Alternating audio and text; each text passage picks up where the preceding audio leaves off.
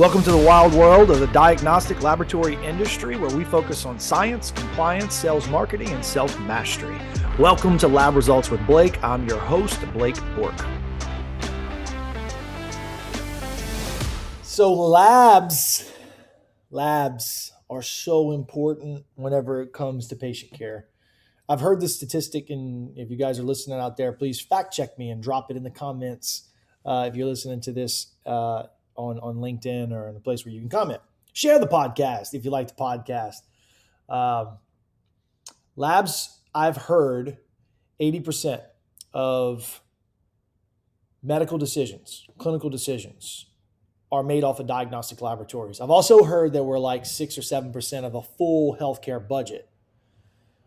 And we get cut every single year. Every single year, laboratories are getting cut. In fact, it's in legislation that they can't cut us by so much. It's like a 10% drop that we can expect every single year. They froze it because of COVID, but I think it's back on now. And so labs are, and this industry is constantly under attack because of the nefarious nature that some laboratories operate under. It'd be really cool if they put a higher barrier to entry. If all the regulators did was make it harder to open a laboratory, because I'm here to tell you it's really easy to open a lab. It's not hard to open a laboratory at all. You fill out documentation. If you can get a PTAN, which is your Medicare number, and if you can, depending on the state, fill out a CLIA application, you can get a laboratory.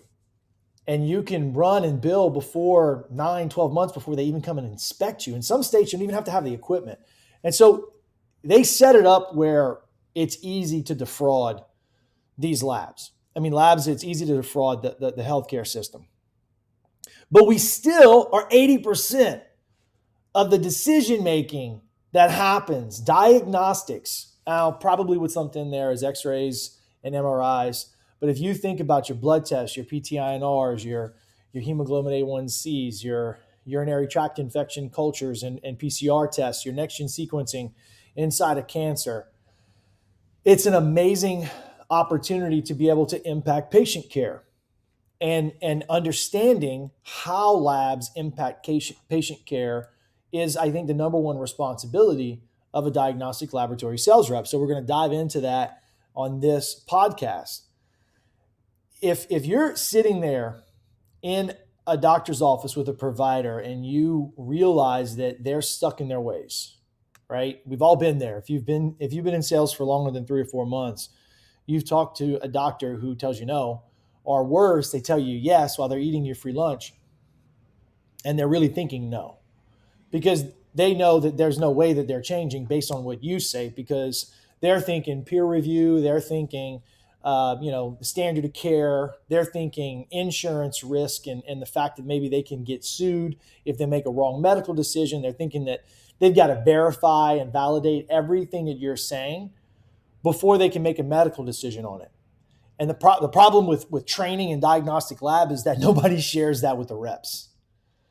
No one tells the reps that what you're saying and what you're claiming, the doctors really can't take your word for it, because if they do, and they then go out and practice medicine based on what you said, worse, what you made up, they're liable for it. I've had a doctor, literally, we had a cancer rep. I loved her so much. She was such a hard worker. And she had a doctor literally call her up and say, come pick up all of your marketing material. I can't believe you dropped this off in my office. Do you understand the risk that you would have put me under?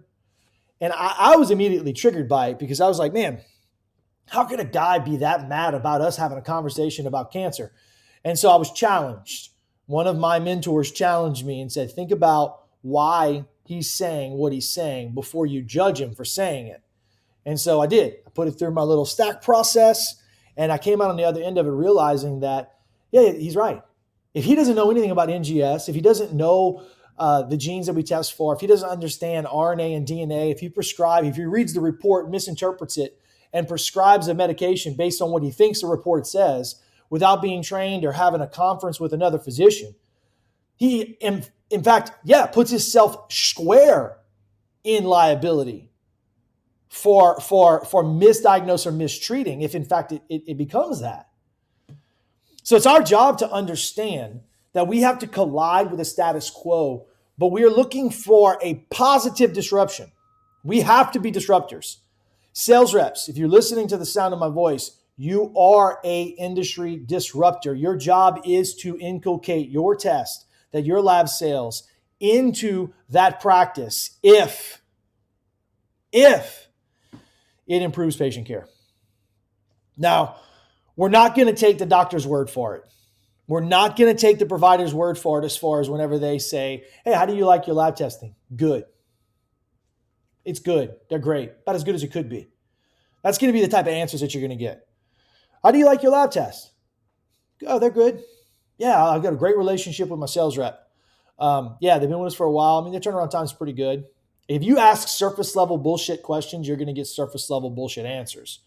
But if you dig down deep and you ask more penetrating questions, you're gonna have the ability to be able to, I call them gotcha questions, right?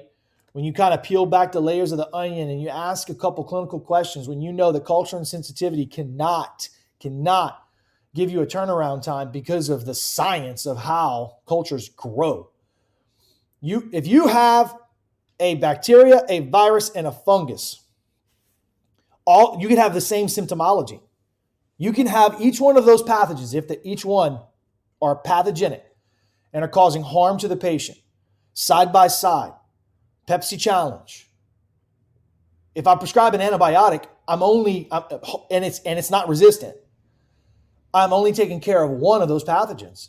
I'm not going to affect the fungus. I'm not going to affect the virus. In fact, I could make the infection worse because what I've done is I've removed one of the competitions for food. I've removed and created space. Quite possibly now the virus takes over or the fungus takes over. Still undiagnosed, still not treated, still causing symptoms, patients still suffering, doctors practicing standard of care. I had a urinary tract infection or a urologist who does some cancer treatment in his practice tell me that his standard of care was the shotgun approach. That their standard of care was, this is a well-respected, admired, revered, I would say, urologist who sees hundreds of patients a month in his practice. And their standard of care for cancer is the shotgun approach. Prescribe a hormone and see if it works. And when I asked the question, what if it's hormone resistant? What if the tumor's hormone resistant? What if it has a gene that says that it's hormone resistant? His answer to me was, we don't have a way to find that out. And yet, I was selling a test that had that. Challenged that status quo, collided with that mindset, provided documentation, provided reports, did test on patients, won the Pepsi challenge. Doctor's office, 3.5 hours away from my house. Doctor's office, not easy to get to. Cannot build the relationship. Impossible to have that frequency.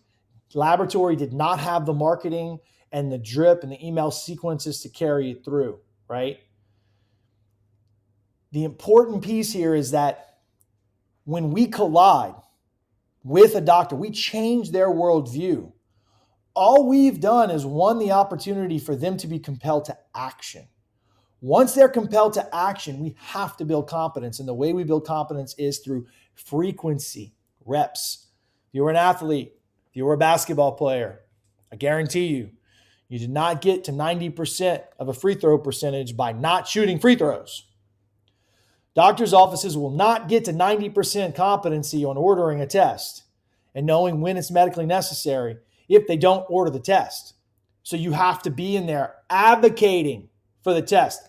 You are also a patient advocate. So yes, you have to have the knowledge and the education to be able to understand what the current standard of care is and understand where you have an opportunity to collide with that status quo to earn the right to try what you have. Like, that's all we're looking for. Doc, I want you to try before you buy me. Try me before you buy me. Give me an opportunity to show you what these reports are. And the reason why I tell sales reps to build their book of business within 30 miles, literally, give me a 30-mile ring from your house. Give me a 60-mile ring from your house.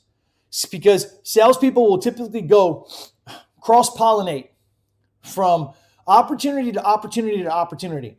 In Houston, Texas, I can literally drive from Sugar Land to Conroe 4 hours.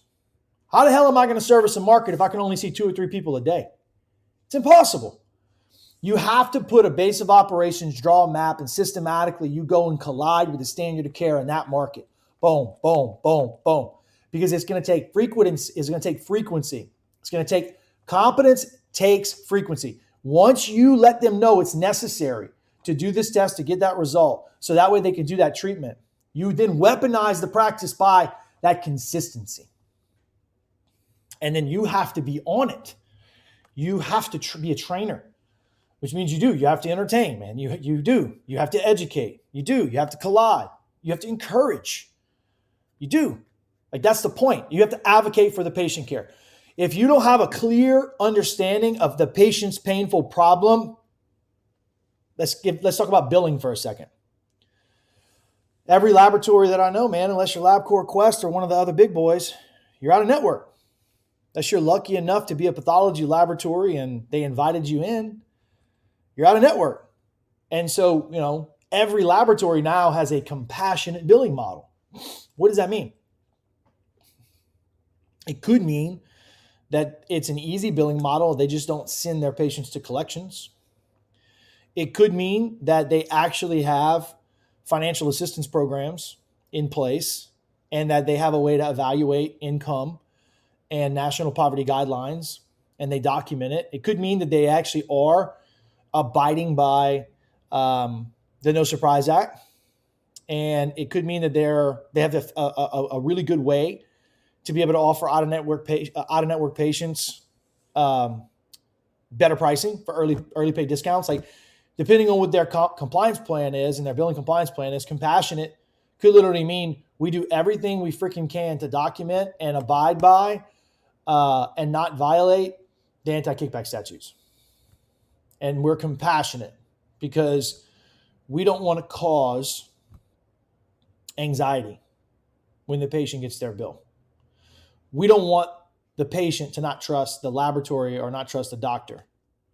Because if they don't trust the doctor, then the studies show patients that do not trust the healthcare system do not get well from the healthcare system. If you don't believe in the treatment, if you don't believe in the test, if you don't believe in the medication, you're not going to continue to take it. They're non-compliant. And you want to piss somebody off? Tell them that a bill was going to be $50, and when they get an EOB in the mail, it's $1,400. You want to make a patient like call and yell? Accidentally, because you don't understand your billing process, take $1,400 out of their HSA account. When you promised we're not going to bill you more than $50. But when you billed them, you took $1,400 from the patient's HSA account and you kind of can't give it back. Yeah, I mean, there are some nuances here that if salespeople do not understand them, not only can they get your laboratory in trouble, but they can very well get the doctor's office in trouble.